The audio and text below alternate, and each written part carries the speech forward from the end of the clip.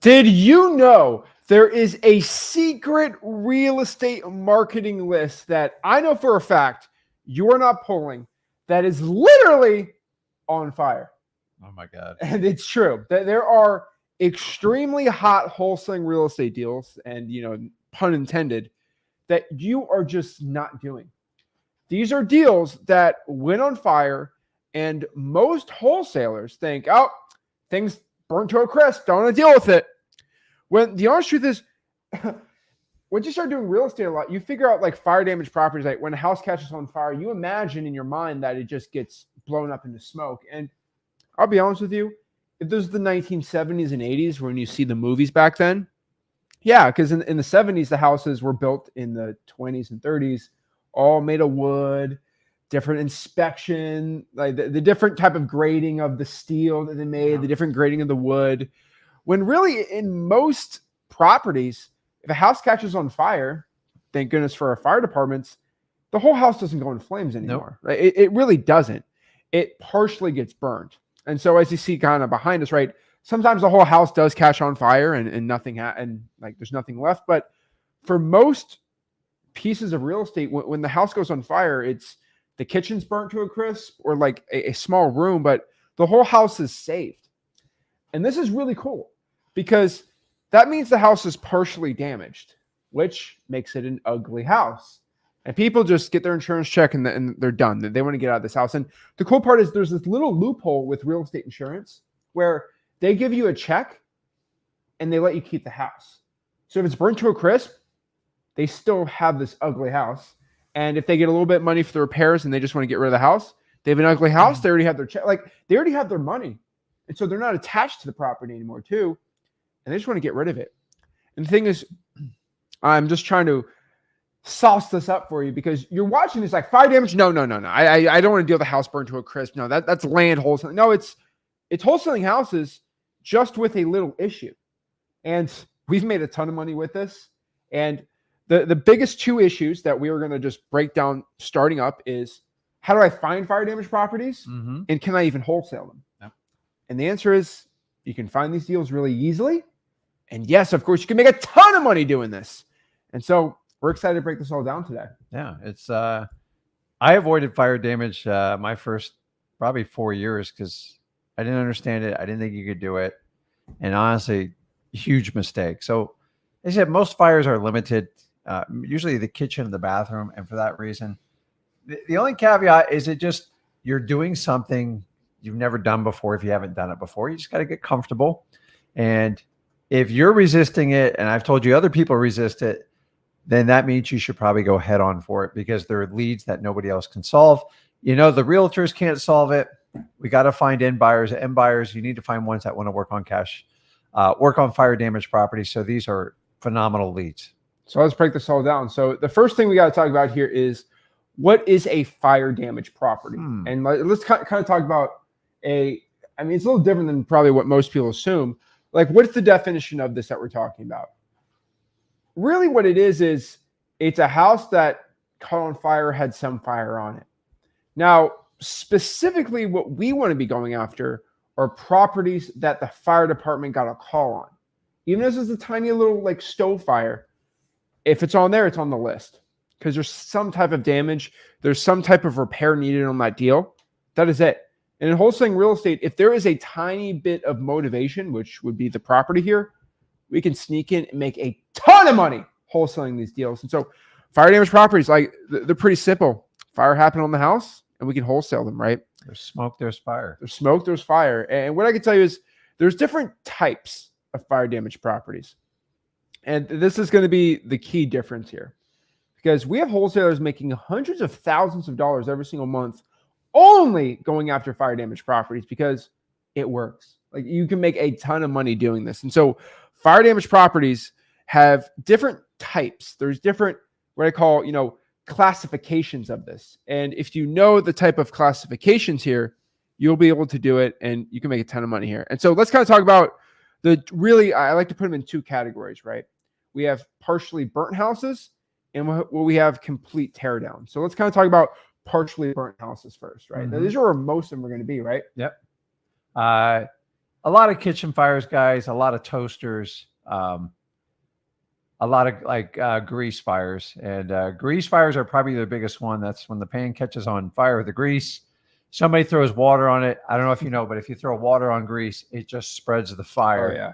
And then once it gets out of this range, you should be calling the fire department. And hopefully they get there in a reasonable amount of time. But they happen all the time. I mean, it's happened in my house. I did it in an apartment once, and I'm sure some of you experienced to it. Also, the ladies with the hair dryers, like near the water, and some of those really like high voltage appliances, they can easily catch fire.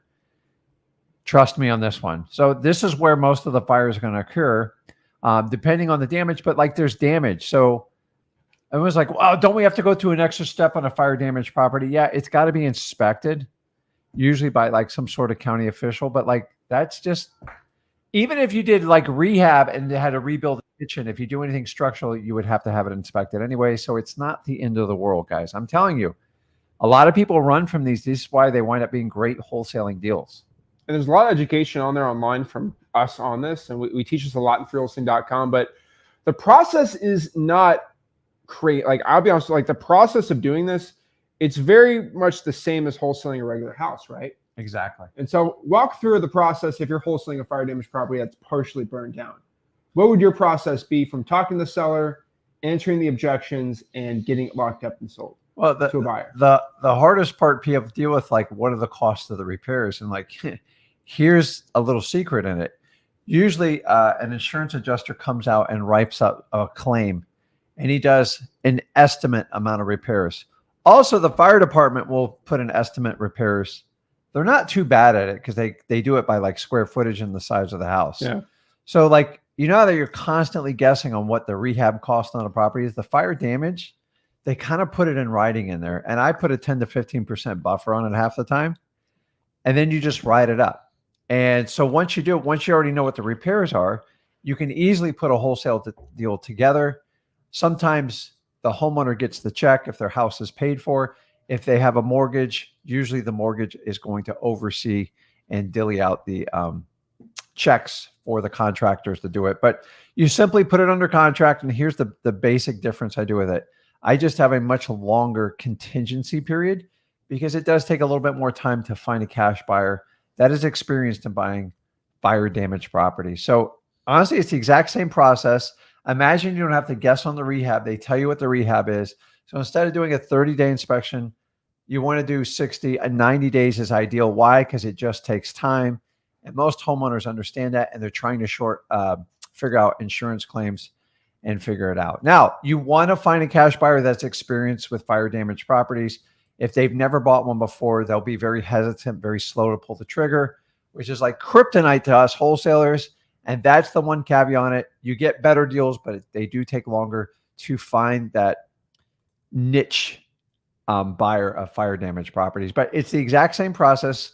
The rehab spelled out for you. You just do a longer inspection period.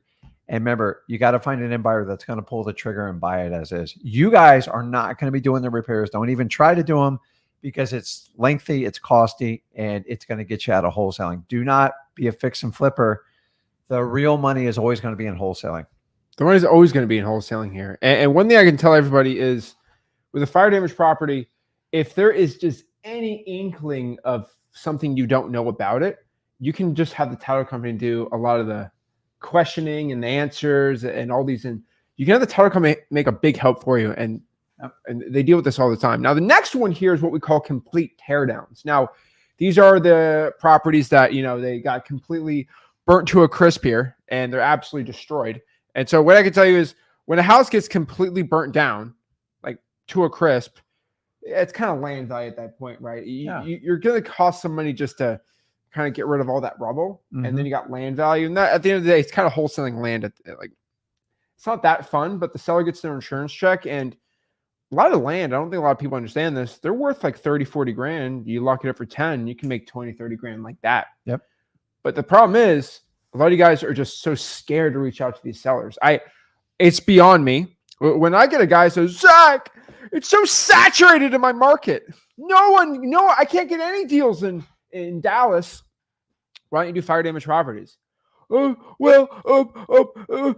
then you get some excuse like, I don't know how to do it. And then I'm like, well, this is why you're struggling, because you're going after what everyone else is going after. And what you need to be doing instead is going after a list that nobody else in your market's really going after. Now, if you're in Dallas, you're probably not the only guy doing it, but if you only have to compete against one guy, you'll be fine. Now, when you start competing like in other markets when there's not much, you're going to be fine. And so why do most wholesalers in wholesaling avoid fire damage properties? My personal opinion here, they avoid them because they're scared, right? They're scared to really contact the seller because it's really a fear of the objection, right? So number one is, I don't know how to figure out repair costs. That's the number one objection I get from people starting out. I mean, they basically already estimate it for you. And at most, it's going to be 20, 30 grand if it's a really, really small fire, up to 10, at minimum. And then it can go all the way up to 50, 60, $70,000. But really, it's a range, but just use the regular repair cost, worksheet we have at freewholesaling.com, and you'll be fine on there. And the next one is what the seller's like, well, what's the process? And you don't know the process. It's why you're watching this video, so you know the process, right? Here's the process. We write up an agreement, and then we bring it to title, and we're going to let title kind of show us what we need to do from there, because every single county is different. But sometimes a fire inspector has to go in there and approve that you can be in there or live in there or actually be inside of there. Usually, if it's not that bad, it's not really that big of a deal. It usually does smell a little bad in these properties, but I mean, wear a mask or something, you should be fine. Lock up the deal, find a buyer, walk them through, and just like any other old house here. The truth here is, it's not scary. This is a win-win-win situation, right? Us wholesalers make a ton of money. Mm-hmm. The seller gets rid of the unwanted house, and the rehabber gets a discount on that piece of land if it's a complete teardown. Also, the seller already got the insurance check. They already got the money. Yep. It's easy. It's simple. And especially if the house got completely burnt down and you're doing land. Yep. The house worth $300. They already have an insurance check for $300. Now you get the deal, right? And the land, a little different value, but most people they get rid of the land for pennies on the dollar. And this is where we can make a ton of money. Now, one thing I'll tell everybody watching this, educate your motivated seller. Educating your motivated seller is going to be crucial here, because if you can be the person who can educate the seller the correct way on the fire damage property process, they're going to go with you versus anybody else who's dealing with them, and you'll get that amazing wholesaling deal. And so educating is as simple as just explaining the process in layman's terms to them, just like a pre-foreclosure, right? Yeah, it's not hard. I mean, sometimes when you got to give them the first time, they'll usually miss out. By the second or third time, they'll figure it out. And guys, rely on your title company. They'll tell you what paperwork, what documents need to be done. To this day, I still rely on it, because our job is to market and find the motivated seller, find the fire damage properties. That's got to be your highest and best use. I don't need you to be an expert on what county and city documents you need to get that house back in shape. Leave it up to the title company. They'll tell you, they'll put you through the process. If it's minimal, it's usually nothing. If it's major, there are some steps you have to take. But remember, you don't do it alone. You get help. You don't have to be an expert in that. You're an expert on finding motivated sellers, people that need to sell their properties. That's what it is. So educate the seller, you're good to go. Now, one thing I will tell you is we do have situations where we're going to show you today exactly how to find these properties.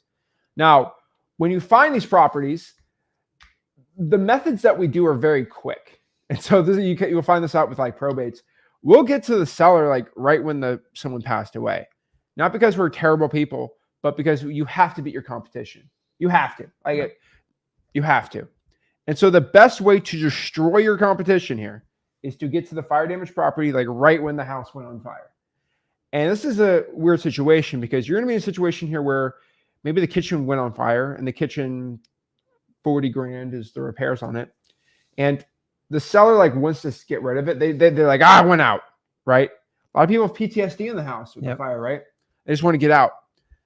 And the problem is you obviously want to lock it up and sell it in 30 days, but the insurance still has to do their stupid process.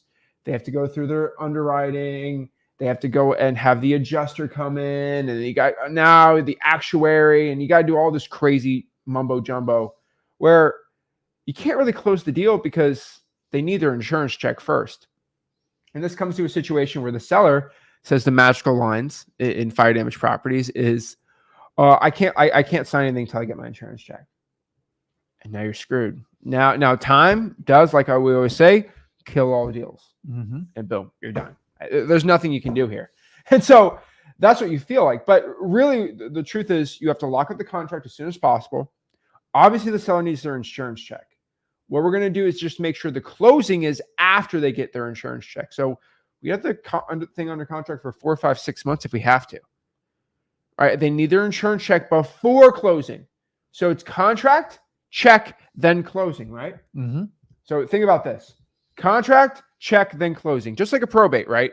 Like the probate needs to be done before you can close on the deal, but you can get the contract before the probate happens. Correct. And so this is, I know I'm trying to make this process pretty simple, but contract, check, closing. Simple, easy. And you can explain that, yeah, you can write a contract, an agreement, and get your insurance check, and then boom, it's sold right when you get your insurance check too. So, and that gives you plenty of time to walk through the house and you're good to go. Also, a big benefit of most fire damage properties is if the house got burnt pretty bad, not terribly, it's usually vacant. And you can get access to the property, do a bunch of walkthroughs, and do well. So it's great. I don't think a lot of people, like, unless you have a family member in the fire department, a lot of houses catch on fire. A lot.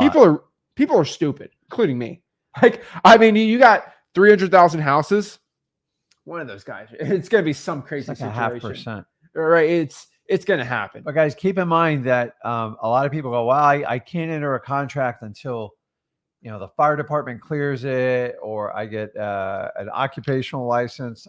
Listen, who's ever on the deed is the decision maker. They can enter in a contract and not know the outcome. The only thing you have to be with fire damage, you got to be more flexible. Yeah. But that flexibility works in your favor, because if you get a 90-day inspection window, that gives you a ton of time to find that niche cash buyer for a fire damage property. It gives the homeowner exactly what they want. And you just think about it. Look, you just basically option the house. I've seen it take up to a year sometimes. You can't make people make decisions, but once they earn in that contract, they've already obligated to you. And they just want to go through the process. Some want to go through it quick. Some are going to take some more time. But remember, the homeowner is in control. If you work an agreement, direct line to the homeowner, nobody can take you out. So I always tell my homeowners, go, listen, I'm not living in the house. I'm flexible. If you want to wait the 3 months, I guess I can do that, even though that's what I wanted deep down inside. So what you think is a disadvantage is actually a great advantage, especially if you're a newer wholesaler, because you get more flexibility. And like, I'm going to tell you, if you ever have to get out of a fire damage property contract, it's not like a big deal because it's common. It's fire damage. Sometimes the repairs are way more than what the estimate or what the fire department said it was. And for that reason, it would be a valid reason to either get out of the contract or, better yet, get a reduction in your contract price. I'm telling you, I don't know, like no one really talks about, and the only people that talk about fire damage properties sell a crazy course. Yeah. Oh God, dude. I'm going to refrain. No, we're going to refrain, but I'm just like, it's all a secret. Umbrella. It's a secret course, right? And it's crazy to me that like, it's such a secret how to find these deals. And so let's just expose every wholesaling fire damage property guru and just explain this. So how do you find these type of deals? And they're like, oh, it's a secret.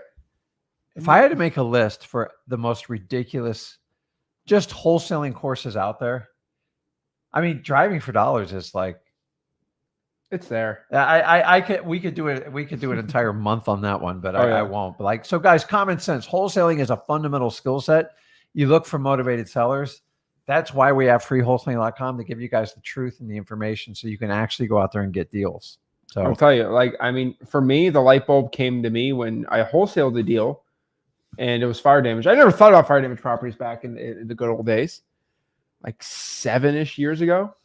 But the kitchen was on fire and smelled really bad. And I'm like, this is a good motivation. Yeah. And then government lists. And the reason why we talk about this is this under the umbrella of government lists? FYI. What do you mean by that? That's what exactly I mean. This is a list you get from the government. And so how do I get fire damage properties? There are 5 ways to get fire damage properties. Only 5. Simple. All right, let's break this down. Number 1, the easiest one. You get it from the government, the actual fire department.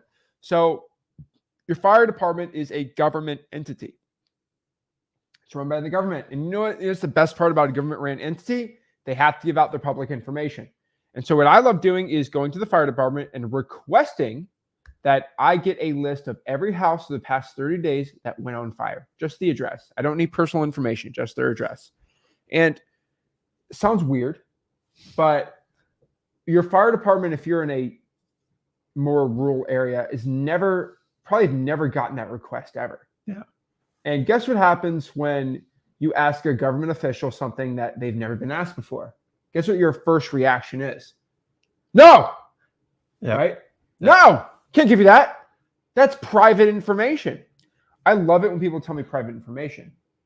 Private information is for private businesses, not public. And here's the thing. I'm using my tax dollars. I don't even debate me about how much money I spend on property taxes with all the properties we have. Yep.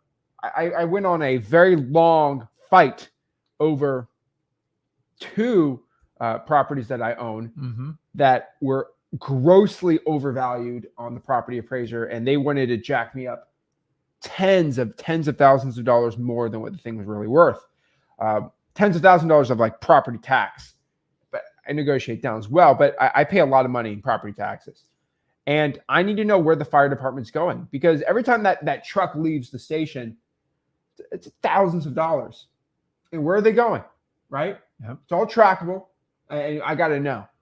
And I actually am privy to this information. And so you can request the fire department a list of all properties that they went on. Sometimes, and I'll tell you, sometimes they can't give that to you, and they say something like, we can only tell you the block or the lot or something like, for example, they'll say we went to the 1600 block on Maple Street in Western Port St. Lucie. From there, you kind of have to guess. You have to probably drive for dollars in that area and figure it out. It works. It's not my favorite when they do that, but usually they have to give the address. You can do a FOIA request, go in person, be nice. But the fire department will give you this information. There's going to be I kid you not, and this is why these work really well. You can get a lot of pushback with these fire departments. But they do have a records department, and you can get it. My favorite one is, you ready for this one? We don't have a record of any. We don't keep records. I love that one. Yeah. So you're telling me that you keep no records. Yeah. So you're, and here's my favorite one. You know what I do?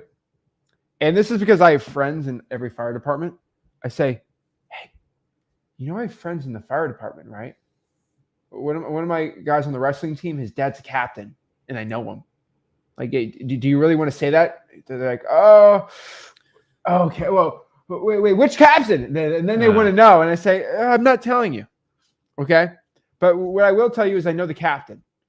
And do you really want to lie to me right now? Because that's your boss, you know? And then they're like, well, yeah, I mean, we kind of do keep record. I'm like, you just lied to me. Yeah. What happens, guys, is a lot of time is there's no question that it's paid with public taxpayers' dollars. Like you don't believe me, look on your own property, you'll see a line item for fire department, and it ain't cheap. But what happened is they convolute public versus privacy. And although you have the right to claim the public information, they're going to mix their privacy policy up. Yeah. So listen, nobody's going to guarantee you these lists. The more people that ask for it, the more times it's a problem. But to overcome resistance, you got to beat it with persistence. But most of you have to navigate through the privacy policy. Telling them, hey, it's public, I pay my taxpayers' dollars, you're going to get a headbutt. So you want to try to dance with them, go a little bit what Zach said. Another technique, what some people do, I don't do this. I think it's a little extreme, but some of you guys are young, got more time. You can get between police scanners and like fire departments, they broadcast when these fires go out. If you want to really be like proactive and get it. Now, I assume they got to give an address when they do it, but there is live feeds for this. I would imagine AI would incorporate it, and maybe we can work around some of these departments that aren't sharing information. But remember, privacy policy versus public public tax information, and they all mostly go and hide behind that privacy policy. You just got to find a way to talk through it and overcome it. That's going to be the secret to these fire damage properties. Yeah, and so let me show you this really quick. I don't know if I will get in trouble with this, but we'll show this little thing. And so the first thing right here, let's go here. This is for Martin County. So this is pretty simple, but this is their Martin County Fire Rescue Scanner currently. Yeah. And so as you can see, they're on Federal Highway. This guy's on Abaca Highway. Call type. And these are some of the chest pains, right? So they have incident ones. They arrived. Currently, they are transport ambulance. So I could get ambulance, right? But like you just look at the fire one, it'll do live feeds. Now, is this worth it? Probably not. Like that's not going to be the crazy good thing here. But right here is also this is a weird one too. This is Florida Firefighter. Or what is this? This is flfirefighters.com. And you see how it's all these different departments? Yeah. And so it can listen to live dispatch. They've got to give an address when they do it, though, right? Yeah, so listen to a live dispatch from Florida. Let's see. This is the Alachua County. You got the Bay. They got Brevard County. And so I don't know how much trouble I'd get on this. Like I can click the... All right, got to change the feed on this. I've basically seen some of you guys using this, so I didn't discover this. I've always watched it for like police stuff in my area, but maybe you guys can crack the code and beat other wannabe wholesalers or realtors on it. But it is a technique they do. You do get some live feeds. I don't think they record the address, but hold on. Most people do this broadcastify, and so for example, I can go to Florida. Let's do Indian River County. And, oh, look at this. Alarm fire in Sebastian. Seen smoke showed from a garage of one-story dwelling. So they have an incident here. I would have to listen to it. Yeah. But let's see. Oh, details here. All right, let's go here and look. Incident page network. I think I'll do the transcriptions. Let's see here. You probably got to pay a premium service to get that. Incident learning services, and it's actually pretty cool how they do this. But it'll give you the information. Brevard County, trauma code declared, vehicle, and so you get all this stuff. You can click here. The amateur repeaters. This is their. I think you got to listen to them live, though, to get the address. Yeah. So I'm not telling you guys do that, but there's some other things. What I'd honestly do is if you have like a bet, this is just from my more advanced people out here, you can record it and then transcribe it and then have AI pull up the addresses. That's another thing you can do too. Mm-hmm. I know there's like my favorite one to do is some AIs, you can upload the audio and transcribe it, and then just paste the audio into AI and then get the address from there. I'm just saying is if you're creative and smart, you can do that. Also, for example here, sometimes fire department doesn't want to give you stuff. And so if you go here to like the Martin County one, let's see. Do you see how it'll give and request the address of the incident number? Right? That might be a route too. Even like I look at Federal Highway, unit R1, unit R14. That probably connects to something. It's a code or something. It's for the unit there. Oh, that's the unit that's going on there. But you know exactly what's going on there. And so fire departments, police scanners, they work really good. Let me pop up this one here. History. And so they'll pop up a lot of stuff here. Let's see here. And then some of them have this too. Let me show this really quick too. And so they also have portals here. Let me go here. Where is the thing? I was going to show this. They have the medical record. They have the email. They have the socials. They have the fire station locations, operations. Okay, submit an interest card.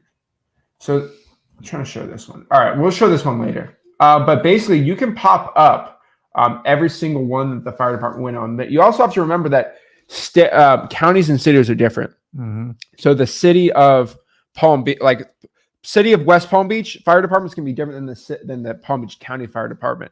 And so just as you know there, you get from individual ones, you're good to go. Now, number 2 are Facebook pages. There are a ton of Facebook pages that actually show the fire damage properties. And so some are different, right? So like, for example, I can go to like, the West Palm Beach Fire Department. And you're going to pop up a lot of pages. And you'll see here.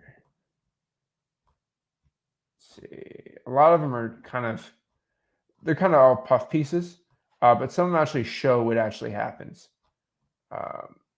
Let's see here. Fire Department Scanner, Florida. And so there's also these other ones. So I don't want to join these. Here we go. I'm getting in trouble here.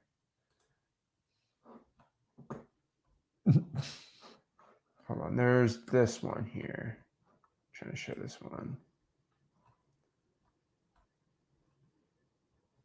And so like this one, for example, I don't want to get in trouble showing this, but I don't really care.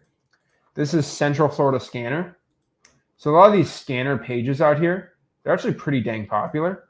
And they'll basically, this is all for Florida. So it's not really that crazy. But basically these are all mostly incidents. These are all crashes really. This is a wildfire. Makes for good drama TV. Everyone loves the drama, but you can kind of basically look at fire here. And so these are all accidents. People love accidents and arrests. But like right here. There's a fire. Miami-Dade, 3-alarm ravishes apartment complex. That was a bad one. Yeah, but you see how is the address right here? Yep. And so this is going to be on who posted this? Florida Scanner posted that. Yep. And so I know you have to go through a lot of stupid stuff. That's victim. Okay, there's a lot of arrests here. But usually you have to kind of sift through these, and you will find fire damage properties. Let's see. Why do we have a cat on here? A lot of missing people, a lot of stupid crashes. That's another fire damage one with an address. All I'm going to do here is I'll show you this thing really quick. I'm going to go here and just search this, and this makes it a lot easier. I'm going to go fire.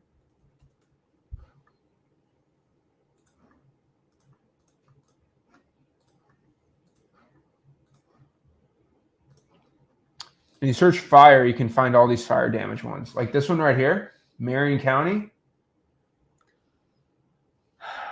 So it's a 1800 block of 24th Street, as you see this, right? Mm-hmm. So 24th Street, I have to look at the 1800 block, which kind of sucks. But they talk about a wood frame house right here.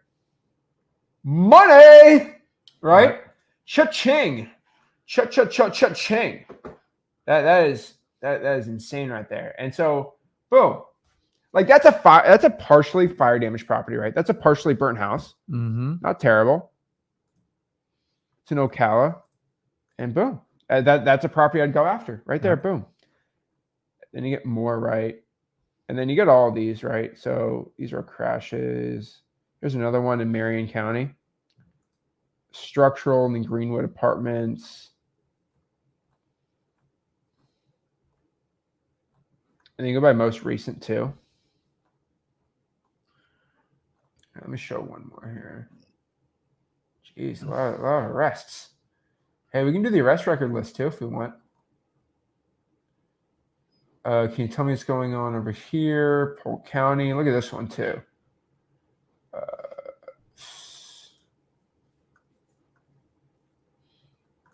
So I know this kind of sucks, but like if you can kind of figure out, it has the article here, East Highway at the outskirts of the city. It gives you kind of the address, and boom, you can go after a property like that. And so Facebook pages, they're called scanners, the department for the city and county. You just got to figure it out. Scanners are entertaining if you're sitting down doing like some work, because I'll tell you, they're very interesting on Friday and Saturday nights, but they have a big draw in social media because it's like Cops Live, like in your neighborhood. So you can find out all the arrests that have gone down. I'll tell you this. Do you know it's a secret marketing tactic? I don't think I ever told you this. There's in Port St. Lucie, there's a big police scanning Facebook page and group. Yeah. It's got like 30,000 followers.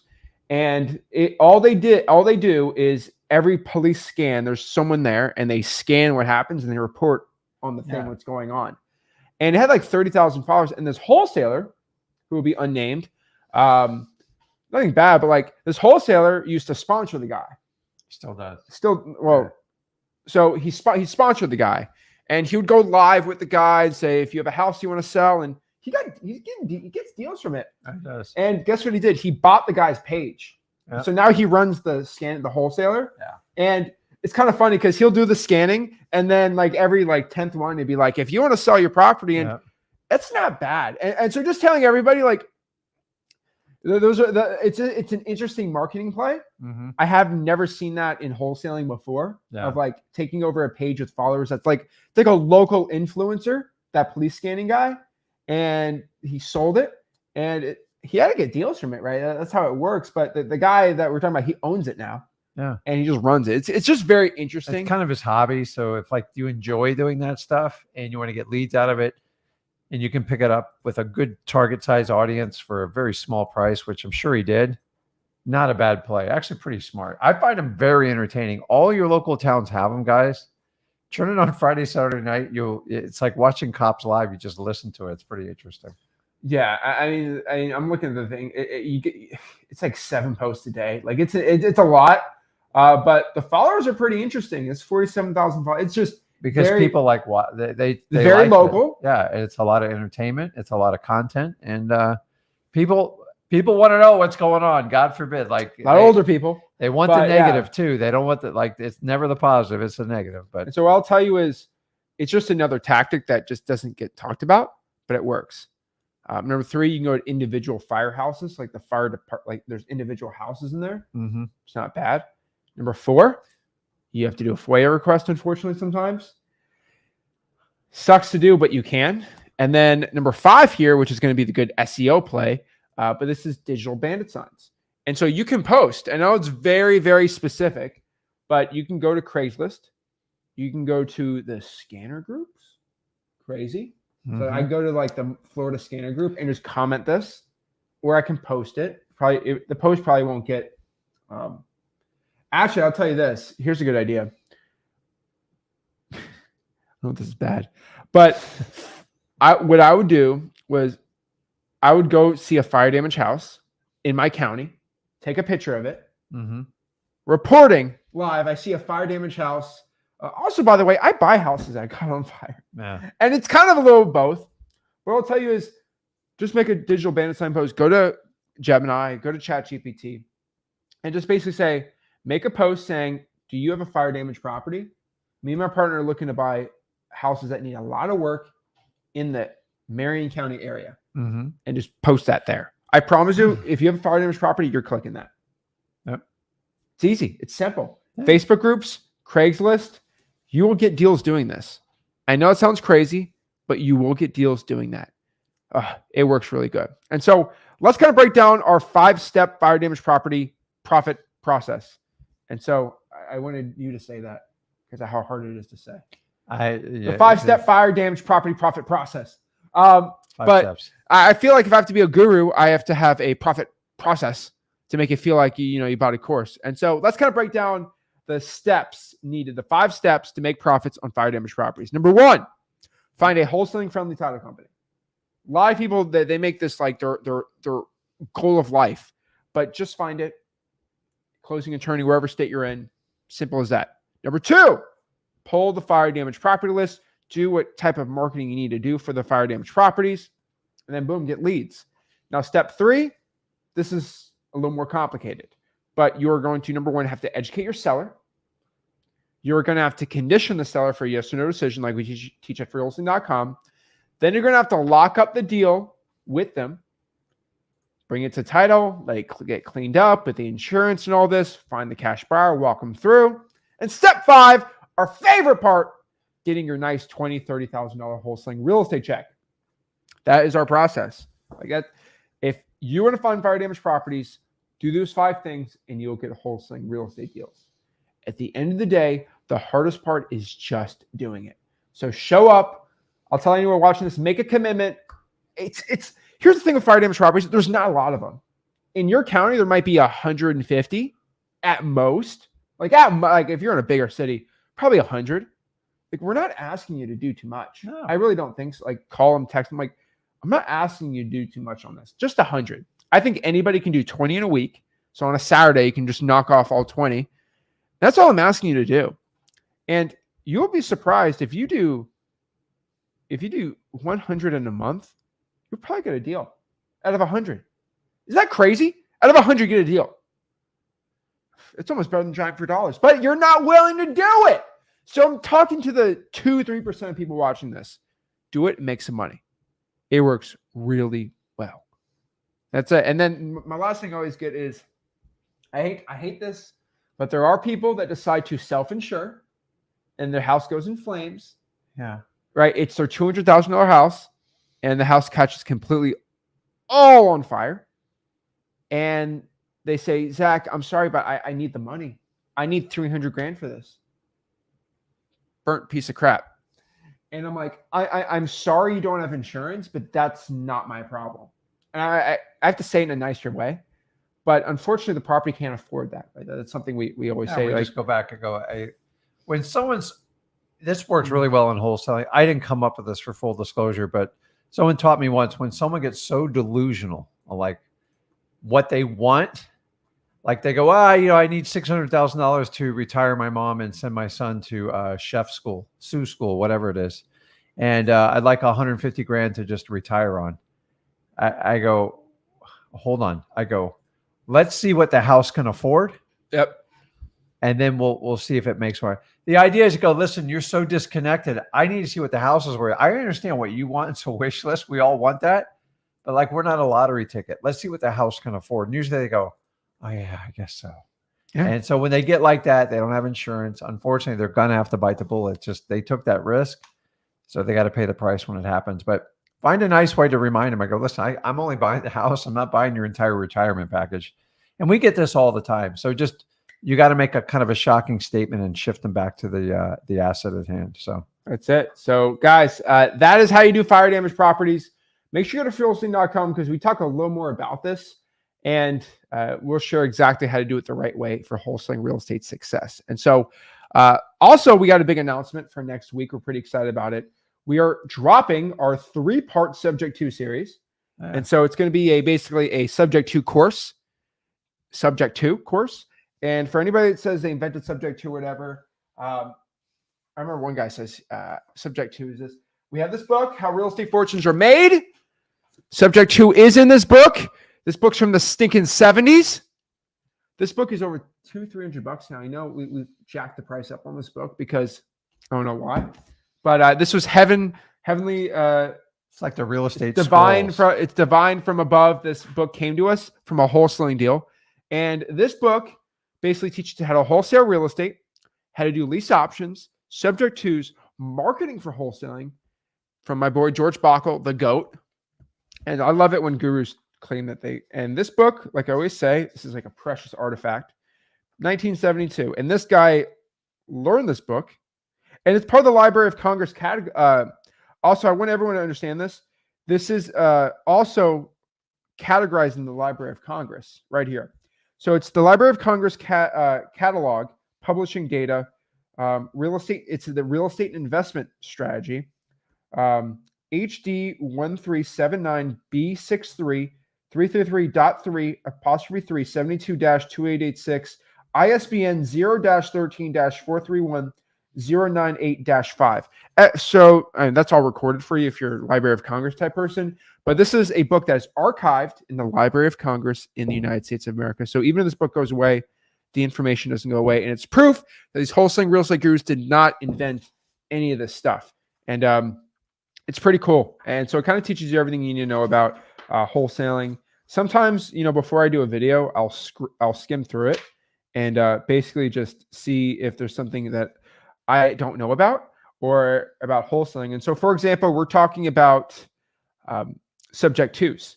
And so all I have to do is debt servicing, depreciation, elderly property owners, how taxes work, mortgage catch-ups, mortgage getting paid down, down payments on real estate deals, how to do contracts, debt servicing.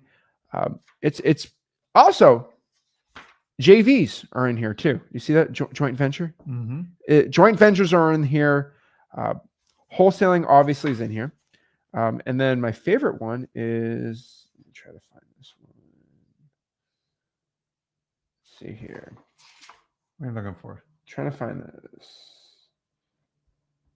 So he calls this overfinancing. And I forgot what the term he put. He has subject twos in here, but he calls it basically financing, where he has like a certain one in this. But just what FYI, we didn't invent subject twos. This thing's done since the 70s. But we have so 3 parts subject to series. So basically a 3-part subject to series coming out next week. So it's going to be dropped on Monday, Wednesday, and Friday, part 1, 2, and 3. And basically Rick sits down for a very long time and basically teaches you what a subject to is, how anybody starting out in real estate can do subject twos. And next week is kind of subject to type week. So we're going to make it very, very creative finance heavy next week because, we mostly talk about wholesaling here, but we make a lot of money doing a lot of other things. And so we're going to do basically a big subject to blast next week. And that's going to be pretty cool. And we're very excited for that. And so Monday, Wednesday, Friday, we're going to drop some subject to stuff. And then we'll get some wholesaling stuff for our lives.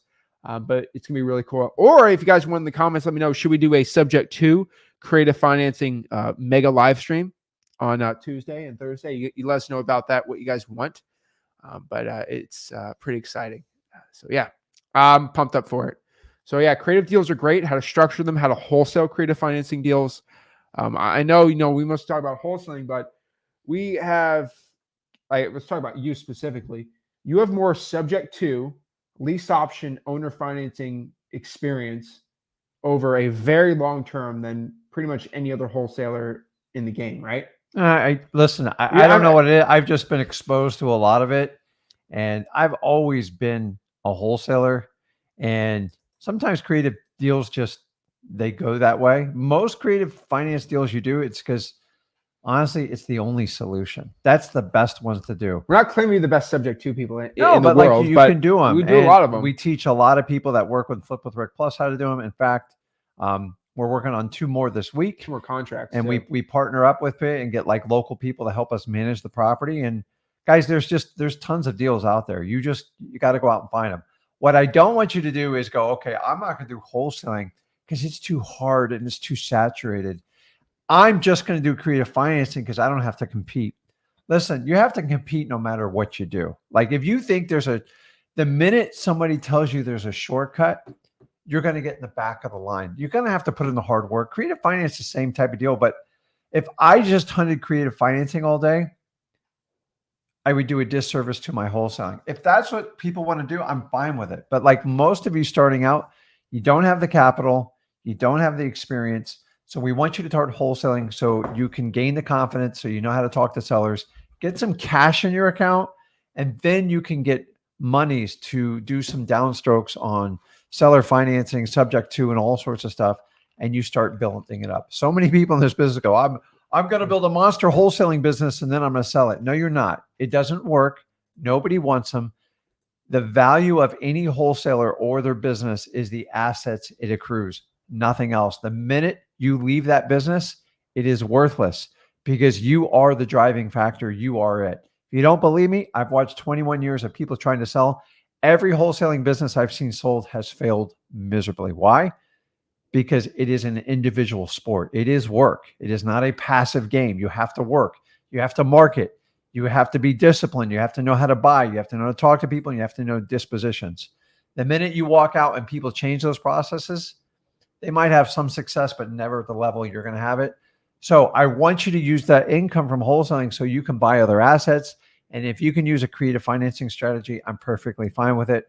My challenge is the paperwork. And when people tell people, don't tell the bank this, don't tell the bank that, I don't agree with anything. If you're going to hide stuff, it's going to come back to haunt you. And remember, when you do a creative financing deal, especially a subject to, it should be the only fit, meaning they've tried everything else and you're the only person they want to work with because you're the only one asking for money. And number two, they have to be overly cooperative. If they're even slightly difficult up front, you're going to have challenges. So guys, incorporate it. I love talking about it. We want to show you other elements to it. I just don't believe you should leave wholesaling because you think creative financing is easier. That is not a valid argument. Like the problem with creative financing, you got to come back to get money later. So what are you going to do right now to earn money? Wholesaling is usually going to be the best answer. And that's going to teach you the highest skill set in real estate, in my opinion. Exactly. So we're excited about that next week. So let us know. And we are back from our travels and stuff. So we're good here. And yeah, that was a lot. So we're back here and we ain't going back. So we're pretty excited about this. Just talking wholesale real estate and helping you guys out. So let's answer some questions, guys. If you want to talk to us, we have a StreamYard link right here, StreamYard. And so if you want to talk to us, do a one-on-one, we're always available for that. And, let's talk. So let's get some questions answered here. Let's see. So Francisco says, how do we wholesale a fire damage property that already has a letter from the city to demo it? You still have the land. Yeah. So you just price it out for the value of the land. There's going to be some cost for the demo. That's an easy one to get an estimate on, and just look at it as raw land with demo. And like, that's it. A higher and better use. The foundation is still going to be good. There's still going to be some inspections to be done, but for the most part, if someone gets a great deal on it, they'll be happy to move forward with it and buy it for a discount so they can create their vision with it. So in a way, they're kind of easier because you're only dealing basically with kind of like raw land. So I would just factor in the cost of the demo, probably some biohazard disposable fees of the burnt, demolition of the property, but that's it. Don't overcomplicate it. It's pretty simple. Easy. Let's see here. A lawyer for the seller won't allow her to sign the purchase and sale agreement. He claims it's illegal. Well, what he's doing is illegal. It's considered contract interference. And if you pushed it hard enough, you'd probably be disbarred. So if a purchase and sales agreement's illegal, then I'm in the wrong country. So guys, listen, here's the problem. Anyone who hangs their hat, I respect lawyers. And trust me, I would never walk in a courtroom without a lawyer. But the reality is, I can ask 10 lawyers, the exact same question. It can be on wholesaling. Is wholesaling banned? Is this? And you're going to get 10 different answers. And most people, especially influencers, will find a lawyer that will cater to the answer they want. And that's the problem with it. So this is a perfect example of it's just wrong. Yeah. And by the way, 50% of lawyers are wrong every day in America, but they're still going to make a living. They still don't really care. So we talk about bad wholesalers. Honestly, I think lawyers they definitely take a higher leap. Oh, they're so their credentials and they're licensed. Guys, some of the biggest scams in the entire world have been taken down by lawyers. Like, I'm not even going to rattle them off. So when you ask a lawyer, just make sure you're getting the correct interpretation. And remember, law is an interpretation. And so when you hang everything on one lawyer and you walk away and tell everyone that's the Bible, it gets very one-sided. So I hate this stuff. By the way, you can ask a lawyer, can I buy a probate property before the probate's done? 90% of them will tell you no. I don't know what law school these people go to. You just read the law. It's really black and white. Why? Because they're catering it to what serves them best. So people do that on social media. They'll talk a lawyer, go, hey, don't you believe this is true? And then you can go find a lawyer to support anything you say. Trust me, look in America, some of these crazy laws. So I never put all my stock into a lawyer. Trust me, if I go in a courtroom, I'm going to take the advice, but I'm rarely going to pin one go and go, okay, that's what is going on. So that's just bad information. I just find it funny. But here's the problem. Our sellers are scared of what lawyers take, and then they use that fear as a leverage to get their client to do what they want to do. That's just how it works.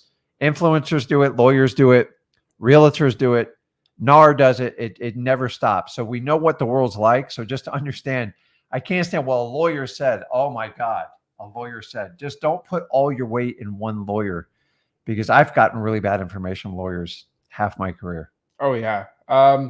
Trey says, hey, Zach, when you get a property under contract, how do you pick the closing date if you don't have one set with the buyer? So how do I pick? So the closing date's already set with the seller. So how do I pick it with the buyer? Well, I just see what the seller wants, and then I make the buyer do that. Yeah. And you're going to make the buyer do it at least 7 to 10 days before the expiration of your contract. Oh, you know why?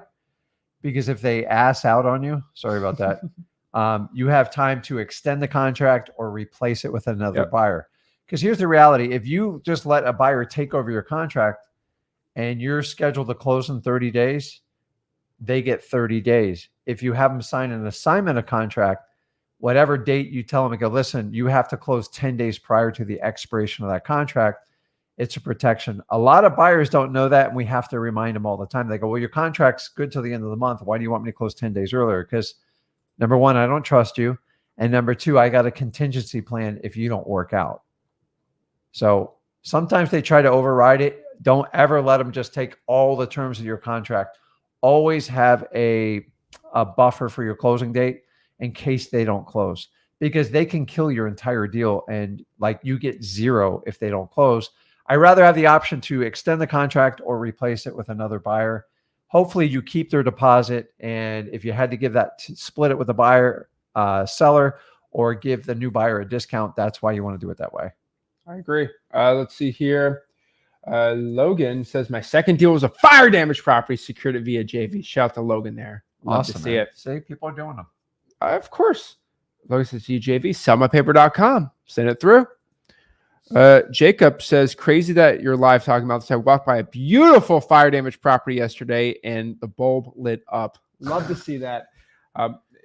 It pops in your mind when you start doing deals like, you're like, oh my gosh, I didn't know I could make all this money doing fire damage properties. Yeah. That's the reason why I'm making this video today, because it works. Mr. Emax says, Zach, I just got a fire damage property yesterday. Let's talk cash buyers. Cash buyers are simple, guys. It's really the process of saying, do you want to find a flipper or do you want to find a landlord type guy? For fire damage property, it's going to be a flipper. Pretty simple. Yep. So you can go to For Rents on Zillow. You can go to cash sales on like listrei.com is a good one too. And you can find a ton of great deals. I love doing that. Also, let's do some one-on-ones too. We're going to answer some more questions, guys. Don't worry about that.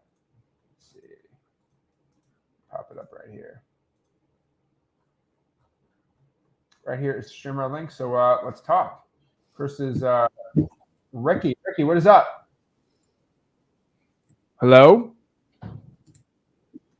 Yo. Ricky. All right. Bye, Ricky. Who hops on here? You don't want to talk. I don't know. Hello. EF Investments. Hey. There we go. Oh, how's it going? Hey, man, it's going all right. I'm here in Fort Lauderdale, Broward County. Awesome. Nice to meet you. What's your name? Fred. Fred? Yes, sir. Yes, sir. Nice to meet you. How are you? Hey, I'm doing well, man. I just had one question. I'm trying pretty much the free method, including the list for code enforcement, utilities, etc. And I'm only focusing on 1 to 2 zip codes here in Fort Lauderdale. Am I doing anything crazy, or is it just the market down here that I'm not finding, consistent leads? I'm not quite sure. Yeah, it's going to be the market, man. Fort Lauderdale is not the best area to be going. Yeah, dude, it was challenging in early 2000 when I did Fort Lauderdale. So I grew up down there. Okay, cool. You got your first deal over there? Yeah, I did. I did a First lot of wholesaling deals. deal. I did quite a few, but I thought it was crazy expensive in 2003. But it's crazy now, man. The problem is Fort Lauderdale is pretty much Miami. Like, let's just be brutally honest. So when I say South Florida, I'm talking from like southern Palm Beach down. Okay. It's just there's nothing left to build. The population's massive. Doesn't mean you can't do a deal, but some of the traditional methods we teach, once you get to a certain price range, you kind of get cut out. Mhm. So what used to be, $150,000, $200,000 houses are now $700,000 and $800,000 houses. And then once you get to a certain level, people feel like they need help and they want a level of sophistication. And most people in those price ranges will never admit when they need help. It's an ego thing. Blue collar workers that have they go, listen, I can't afford the house. I just got to move on. People with 800,000 to like $1 million plus house, they'll let the whole thing go to foreclosure before they ever admit they need help. And that's the challenge you have in every market. So remember, the average median price across the country is around $400,000. So I know Fort Lauderdale is well north of it.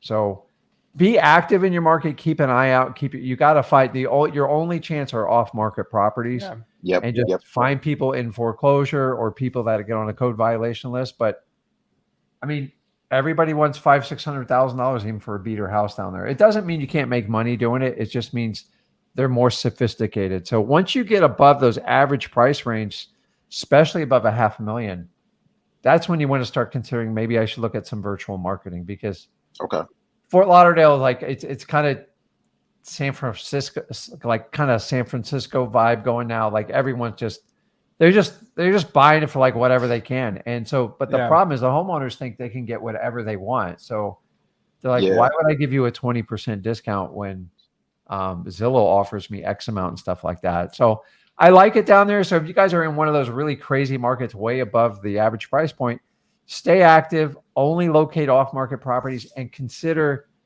doing virtual markets in conjunction with it. Because if you could do 2 or 3 deals in your backyard, because you'll make significant money when you do them, because the good news is when you get them, the demand's through the roof. Exactly. The bad news is you're not going to get the quantity that me and Zach talk about on it. But keep in mind, we're up by like Port St. Lucie County. We used to buy $175,000 house. Now they're $300,000, and we think that's expensive here. So everybody from Fort Lauderdale, Miami's coming up and buying up here. And listen, from Orlando down south in the next 3 years, I think the prices will be pretty much the same. So I would find a virtual market and just add it to it so you can get more volume and more experience.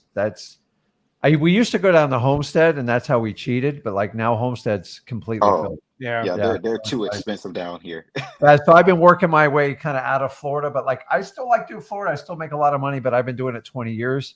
So just keep your ears on the ground, understanding the local market. And the minute a house comes up, you just got to kind of move fast and stealthy, and it's got to be off market. The minute the realtor gets their claws into it, you're usually done. But I like Fort Lauderdale, but they're building up now. Like it's all like high rise, and I don't even recognize it anymore. How long have you been down there for?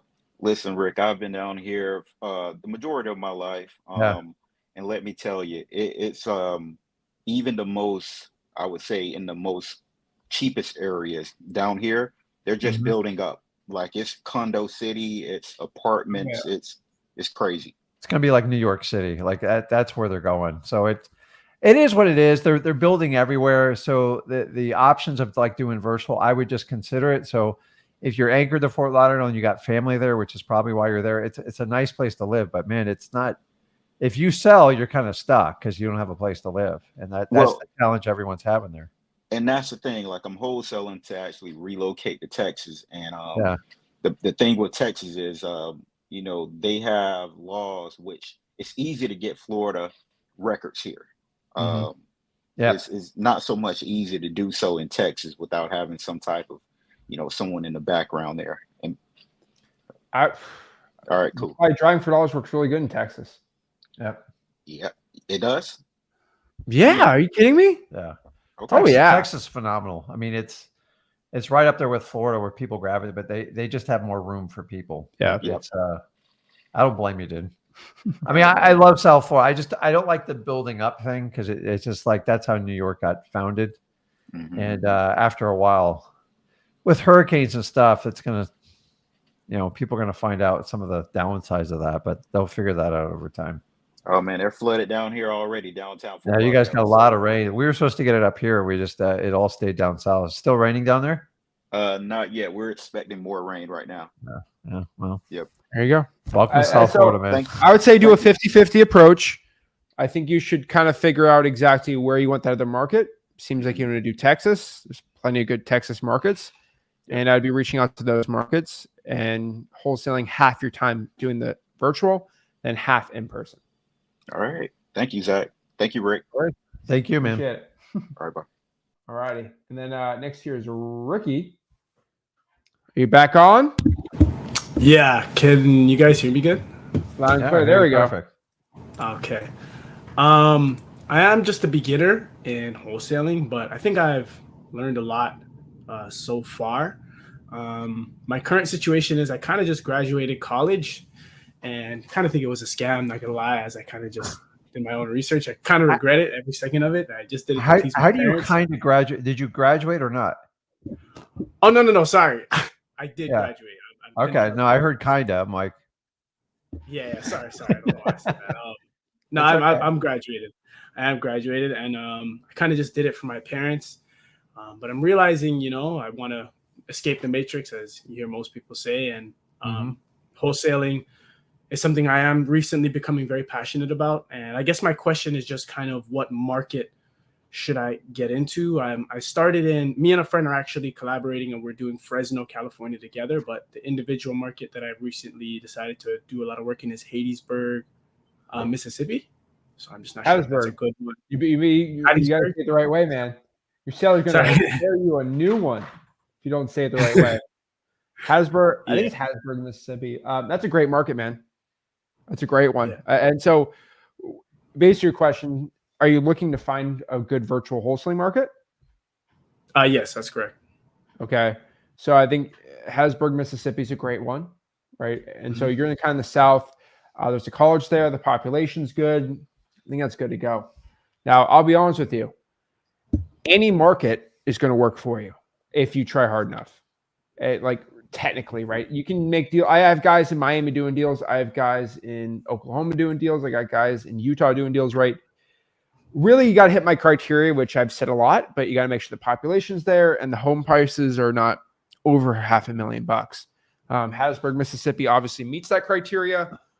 One big secret I've kind of exposed is I like big military bases. So, for example, in like Virginia, there's a big one in the Norfolk, Newport News region, which have you ever heard of the Newport News in your life? Probably not, never. Or Norfolk, maybe Virginia Beach, but like it's not talked about, but there's a ton of people there, ton of real estate, and a lot of great deals. And so, I'm not the type of guy to go tell you this market, go do it, because then everyone floods it in. What I would tell you is one secret is I like, I'm going to get in trouble saying this, but people like making videos on the internet. A lot of people, not just one, multiple people, about how wholesaling is illegal in this spot. For example, and I've said this a lot, one of the greatest gold mines ever in wholesaling real estate, virtual wholesaling real estate in the history was 4 years ago. 4 years ago. That's crazy. Okay. Yeah. 4 years ago, they made a law basically saying you can't publicly market your property for sale in Oklahoma, which meant wholesaling's legal, assignments are legal, but you just can't post your wholesaling deal on Facebook, or you can't post it like just on the internet like a realtor. You have to privately market it to a buyer. Like you have to call them or text them, right? And every guru ran with this and said, wholesaling's illegal. It's banned in Oklahoma. And then all the virtual wholesalers, all the wholesalers in Oklahoma left. And I just read the law. And all the title companies were like, no, it's all legal. And it was insane. And then everyone flooded Oklahoma. And it was, not everyone, but like me and some of the smart, we flooded Oklahoma when everyone left. It was fish in a barrel. So easy. And so what I could tell you is, I want this video to be as future-proof as possible. Just watch a guru say this place is banned. Read the law. Usually I'll tell you it's not banned because I actually show you guys the law. And then wholesale there, it's easy. Simple as that. There was a big wholesaling push about how wholesaling was illegal in Louisville, Kentucky. I told everyone that was a really weak one. That was a weak one. And then I told everyone to go to Louisville. They did, and they Louisville, and they made a ton of money. And then then the guru stops it because there's like 50 wholesaling transactions being done in the city where they say it's illegal, and then boom, you do well. And so what I can tell you is just keep your feelers out there. Look for next time someone says wholesaling is illegal, then go to that market. Just make sure you read the laws though, like I teach you guys how to do. I always make a video on that, and you'll be good to go. Remember, there'll always be alternatives. Even if they flat out ban something, like they haven't. We haven't even got close to it. Doesn't mean what I don't want to do a wholesaling ban type thing. Let's move on past it. We don't want to waste time on it. But I'm just telling you. Let other people waste time. That is the best area to go after. He just gave you the secret. Look where everyone runs, and then you just go after it. You're good to go. Okay, thank you guys. I really do appreciate you guys' expertise. I'll just continue to work hard, and hopefully I get my first deal sooner than later. What are you going to do to get your first deal? Everything possible. I've just recently. That's not a game plan, Ricky. Well, I pulled the lists. Like I said, I'm a little bit seasoned because I did actually get my first deal locked up a couple months back while I was in school. I did lose it, but I think I learned a lot more losing it than I did actually gaining it. I learned so much in the process of losing my first deal. I think the biggest lesson I learned was not to waste your time, and because I had to do addendums to extend the dates, and I should have been more ambitious, and it shouldn't take me more than a week or two marketing my deal, trying to get it closed. I think that's so I'm Ricky, what'd you get your degree in? So I'm from Canada, so that's first. It was a justice service program. It was not a full-blown degree, but it was just like I guess 2-year program diploma, so not like a full-blown degree. It wasn't something I wanted to do. I just did it because my mom said. Because dude, I did the same thing. So I'm just telling you, I walked down that road. I'm like, the hell do I have this? Like, I remember just going to interviews. They're like, you're basically gonna have to take a sales job. I'm like, well, what did I go to college for? Like, what's the point? Right. And I'm telling you, especially young people, I'm not telling you to defy your parents, but like, if you're going to go into wholesaling or even like sales or run your business, unless you're going to get in and out of college, like most of you guys can do college online. So if you're having that argument with your parents, find a solution to where you actually save your parents money, you save time and energy, and you can look forward to your future on it. So just an idea on it. So I didn't even hang my degree on the wall. There we go. Yeah, I haven't even attended my ceremony. And then your parents are like, okay, now go figure it out, right? They're like, okay. Right, after I'm in debt. Yeah, now is when you really got to work. I'm like, oh, I just got you through college. So anyways, keep doing what you're doing. Just you go all in and just put in the time, and before you know it, you'll be there. Yes, sir. Will do. Thank you guys again. You got it, man. Thank you. All right. Perfect. All right. Next we have Torian. What's up? Hey, how y'all doing? Good, I'm man. blessed. How are you? I'm blessed too. Thank you for picking me. I'm in Fort Wayne, Indiana area. You know about that spot, right? Oh yeah. Mm-hmm. Okay, so right now I want to like get my market so I could get like a lot of leads and start calling or whatever I got to do. Do you know like the right spot you could lead me to so I could? So you want to know where in your city you should start wholesaling to? I want to start here, but I just want to market. I did code violations. I didn't try. I did it. I went up there to code violations. I went to like 2 fire departments, and I did driving for dollars also. But now I want to like pull like a government list or something now. Okay. Well, I mean, you said you did code violations? No, I went up to the office and got it, but it didn't go through. So what do you mean? Okay, whoa. Okay, we're not talking like this. What do you mean it didn't go through? they said they couldn't provide me with the information. Torian, are you the type of guy that gives up easy? No, I'm not giving up. Well, did you see the way you talked to me? Yeah. I just didn't go through. Yeah. I don't play those games, and Exactly. I know you're not that type of guy, so you don't play those games either. Mm-hmm. Why can't I get it? Is there a reason why you couldn't get that information? They said that I would have to like have a specific address to give them. That's what they said. Okay, was it the manager? No, I didn't ask for the manager. Ask for the manager. You got to be aggressive. So you're going to have to learn to, you're just going to have to talk and engage people, and you're going to have to play with them to get what you want. So 90% of people, when they get an initial no, they just walk away. Yeah. So they just play the stats. If we want to teach you how to be like one of those special 5%ers, 1%ers, whatever you want to call them, you're going to have to do the opposite of what everybody else does.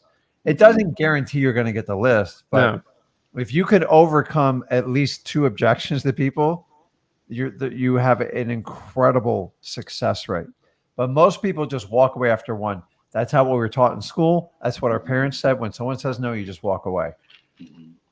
The people that get really wealthy, like they play with no. No is fun. No just means you don't know me good enough, and we just need to share a little bit more information. Yeah. And you just got to build on rapport and relationships. These are regular people that have families, they have pets, and you've buttered people up. Like you know how like the dating scene works, getting stuff what you want from family and parents. It is no different in wholesaling. So I just want you to understand, you just got to overcome it. And it's not about running them over. It's just about just engaging them and building rapport skills with them. So you just got to keep swinging the bat. Nobody bats 100% on these lists, but like most people are scared to death to even ask for the list.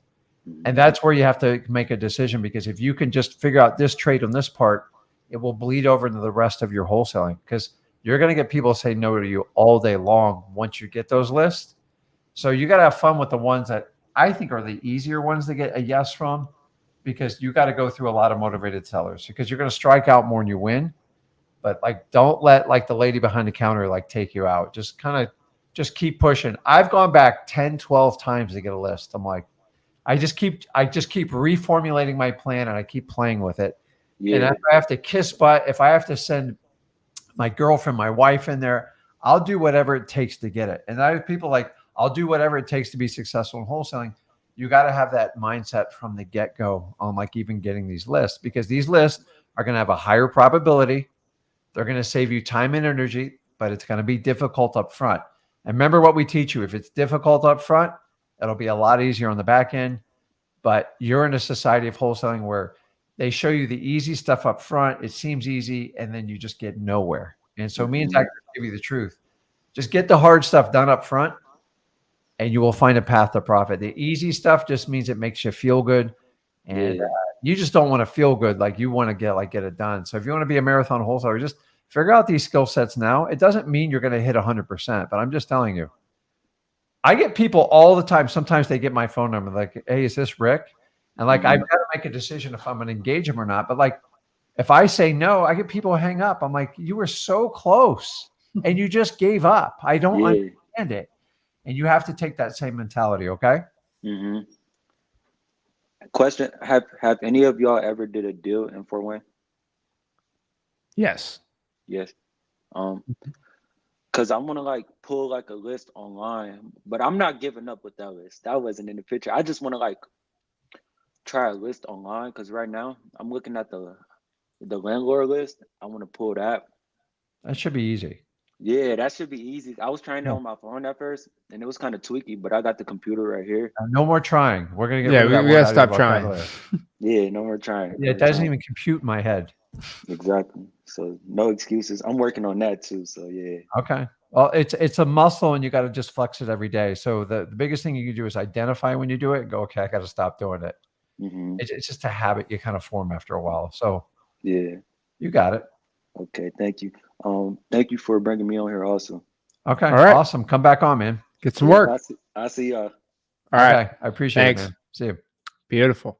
All right, guys. Also, we're back from our trip, and so we're here for the rest of the year. So we're pretty excited about that. So we're gonna give everyone again a revamp of our schedules. So our live stream schedule for Flip with Rick for all channels is going to be Tuesday and Thursdays at 1 o'clock Eastern. 1 o'clock Eastern. That's our live stream schedule. And then on the Zach Ginn channel, my YouTube channel, I go live on 10 o'clock on Sundays. And then Rick goes live on, oops, I put the wrong date on there. And then on Mondays, Rick Ginn goes live. Oh, wrong time too. Yeah. There we go. I'm in bed then. There we go. But on the Rick Ginn channel, he goes live at 5 o'clock Eastern on Mondays. Yeah. So that is our live stream schedule. So Monday, Rick Ginn YouTube channel. subscribe to that one. Subscribe to the Zach Ginn channel, 10 o'clock Eastern. And then obviously the bigger ones are on Tuesdays and Thursdays at 1 o'clock Eastern. So guys, again, we do have a free wholesaling course. It's called freewholesaling.com. We teach you how to wholesale real estate absolutely for free. So go there. It's in the bottom here, freewholesaling.com. And I will show you how to do it step by step, absolutely for free. We got our Subject 2 series coming next week. Pretty excited about that. And so again, have your questions. We are personally answering every comment you have on the YouTube channel. So make sure you spam us with comments and questions. I want to get to everyone's questions. So if you have a question, I give you my word this weekend and for the next 2 or 3 weeks. And now I'm not traveling. I will answer. Me and Rick, either of us will personally, answer your questions on YouTube. So comment below your questions, and me and Rick will personally answer it. And so we really appreciate it. Make sure you smash the like button, subscribe, and we'll see you soon. This is Zach Ginn signing out. Rick Ginn signing